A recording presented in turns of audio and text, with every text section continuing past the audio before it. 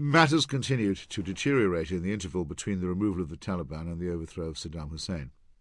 A senior military official named General William Boykin announced that he had been vouchsafed a vision while serving earlier during the fiasco in Somalia.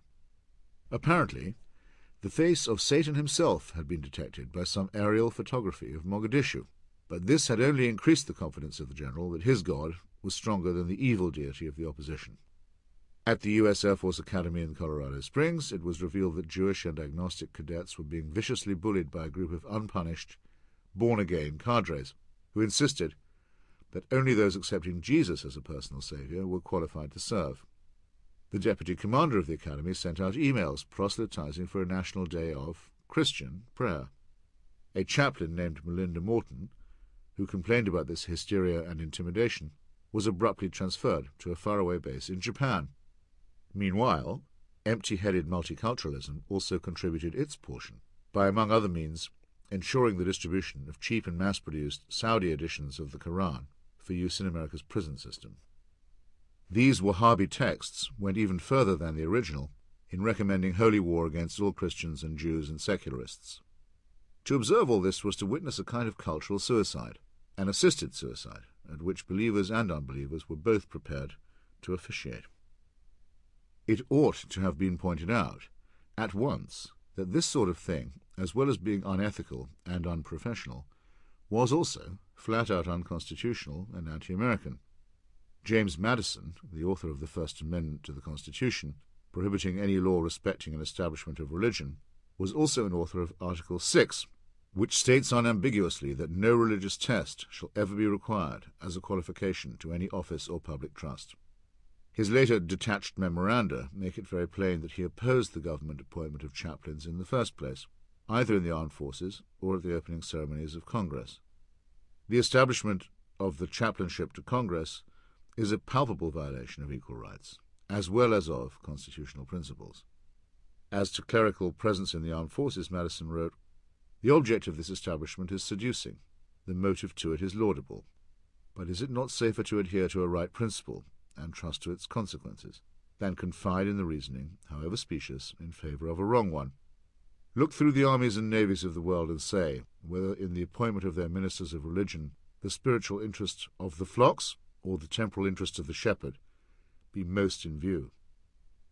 Anyone citing Madison today would very likely be thought either subversive or insane, and yet without him and Thomas Jefferson, co-authors of the Virginia Statute on Religious Freedom, the United States would have gone on as it was, with Jews prohibited from holding office in some states, Catholics in others, and Protestants in Maryland, the latter a state where profane words concerning the Holy Trinity were punishable by torture, branding, and, at the third offence, death without benefit of clergy. Georgia might have persisted in maintaining that its official state faith was Protestantism, whichever one of Luther's many hybrids that might have turned out to be. As the debate over intervention in Iraq became more heated, positive torrents of nonsense poured from the pulpits. Most churches opposed the effort to remove Saddam Hussein, and the Pope disgraced himself utterly by issuing a personal invitation to the wanted war criminal Tariq Aziz, a man responsible for the state murder of children.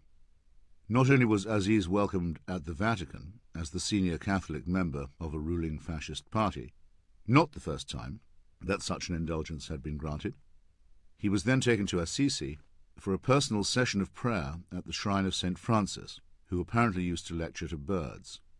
This, he must have thought, was altogether too easy. On the other side of the confessional span, some but not all American evangelicals thundered joyously about the prospect of winning the Muslim world for Jesus. I say some but not all, because one fundamentalist splinter group has since taken to picketing the funerals of American soldiers killed in Iraq, claiming that their murders are God's punishment for American homosexuality. One especially tasteful sign, waved in the faces of the mourners, is, "Thank God for IEDs," the roadside bombs placed by equally anti-gay Muslim fascists. It is not my problem to decide which theology is the correct one here. I would say the chances of either being right are approximately the same. Charles Stanley, whose weekly sermons from the First Baptist Church in Atlanta are watched by millions, could have been any demagogic imam as he said, "We should offer to serve the war effort in any way possible. God battles with people who oppose him, who fight against him and his followers. His organization's Baptist Press News Service printed an article from a missionary, exulting that American foreign policy and military might have opened an opportunity for the gospel in the land of Abraham, Isaac, and Jacob. Never to be outdone, Tim LaHaye decided to go even further. Best known as the co-author of the best-selling Left Behind pulp novel series, which readies the average American for the rapture and then for Armageddon, he spoke of Iraq as a focal point of end-time events. Other biblical enthusiasts tried to link Saddam Hussein with the wicked king Nebuchadnezzar of ancient Babylon, a comparison that the dictator himself would probably have approved, given his rebuilding of the old walls at Babylon with bricks that had his name inscribed on every one of them. Thus, instead of a rational discussion about the best way to contain and defeat religious fanaticism, one had the mutual reinforcement of two forms of that mania. The jihadist assault reconjured the blood-stained spectre of the Crusaders. In this respect, religion is not unlike racism. One version of it inspires and provokes the other. I was once asked another trick question, slightly more searching than Dennis Prager's, that was designed to uncover my level of latent prejudice. You are on a subway platform in New York, late at night, in a deserted station. Suddenly, a group of a dozen black men appears. Do you stay where you are, or move to the exit? I was able again to reply that I had had this exact experience. Waiting alone for a train well after midnight, I had been suddenly joined by a crew of repairmen exiting the tunnel with their tools and work gloves. All of them were black. I felt instantly safer and moved toward them. I have no idea what their religious affiliation was, but in every other case that I've cited, religion has been an enormous multiplier of tribal suspicion and hatred, with members of each group talking of the other in precisely the tones of the bigot. The Christians and Jews eat defiled pig meat and swill poisonous alcohol. Buddhist and Muslim Sri Lankans blamed the wine-oriented Christmas celebrations of 2004 for the immediately following tsunami. Catholics are dirty and have too many children. Muslims breed like rabbits and wipe their bottoms with the wrong hand. Jews have lice in their beards and seek the blood of Christian children to add flavour and zest to their Passover matzahs. And so it goes on.